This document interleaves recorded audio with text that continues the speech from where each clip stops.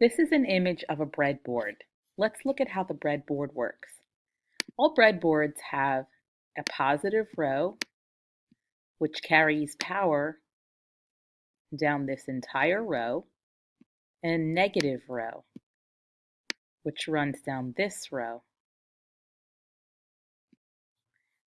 Same thing on the other side. You have a negative row and a positive row. So let's look at an example. Let's just say I have an LED illustrated right here. I could take a ground wire and connect it anywhere on this row. Let's say I put it right here in the hole for 16. I could attach this wire anywhere in this ground row. I could attach it here. I could attach it here. I could attach it here. Any one of these holes in the ground, and it will still work. The longer stem of my LED, I could attach that to a wire and put it anywhere I want along this positive row. I can put it here. I could attach it here. I could attach it in this hole right here. I could attach it in this hole right here. Any one of these along the positive row. So we just learned that the current runs vertically down along the positive row and vertically down the negative row. But how does it run in the middle? In the middle, the current is going to run horizontally. Each row is going to have the same connection. Same thing on this side. Each row will be connected. Any of these rows cannot be connected automatically to the row right next to it. In order for that to happen, you would need to attach a wire or some kind of electrical component to connect these two rows. They do not connect automatically.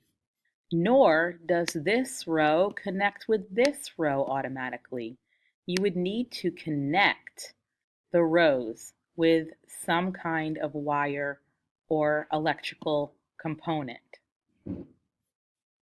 As you can see, this is a little diagram of the circuit you will build in this lesson. This is the series circuit. If you notice, we have two LEDs facing in the same direction, and we have a resistor, one resistor connecting the LEDs together. One is connected to the anode, which is the longer side of the LED, and that anode is connected to the shorter side, which is the cathode of the other LED. The other resistor is connected to the anode of the other LED, which is the longer part, and that is connected down along the breadboard. Where do we put our wires? We're going to take our wire that is going to go into pin 13 of the Arduino. We are going to put that in any one of the holes that is next to where the resistor was placed. So you can put it in this hole, this one, or this one. Okay, I'm going to just choose the last one. So I'm going to put the wire in here, and then that wire is going to get put into pin 13 of my Arduino for this project, or any pin that you choose. My ground wire is going to go into any one of the holes that is in the same row as the shorter end of my LED. So I can put it in this hole, this one, or this one. I'm going to choose this one right here, and I'm going to take this wire and this is going to be put into the ground of my Arduino unit, which is labeled as GND.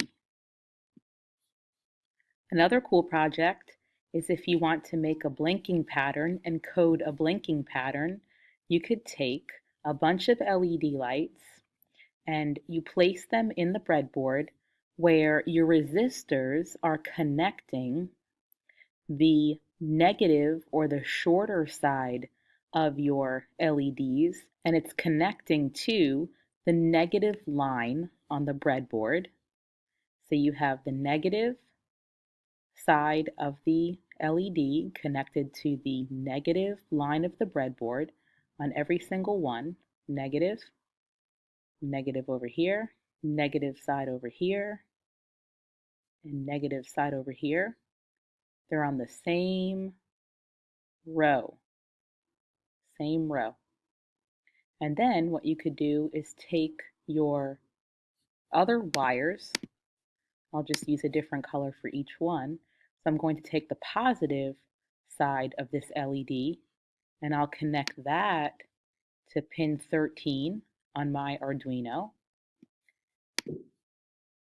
I will take another positive side and connect that to pin 12 on the Arduino. Another positive side to pin 11, and another positive side to pin 10. Then I would take another wire and I would connect that anywhere along this whole entire row. In my ground row, I'll just put the wire right here. And what I would do with that is connect it to the ground connection on my Arduino. You do not have to connect anything to the positive,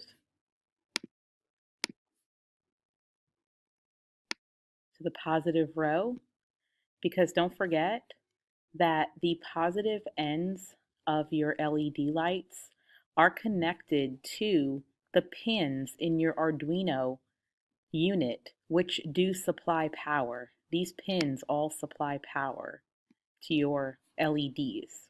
So you do not have to connect anything to the 5-volt battery pin. You do, however, need to connect that ground wire. Good luck and have fun building circuits with Arduino.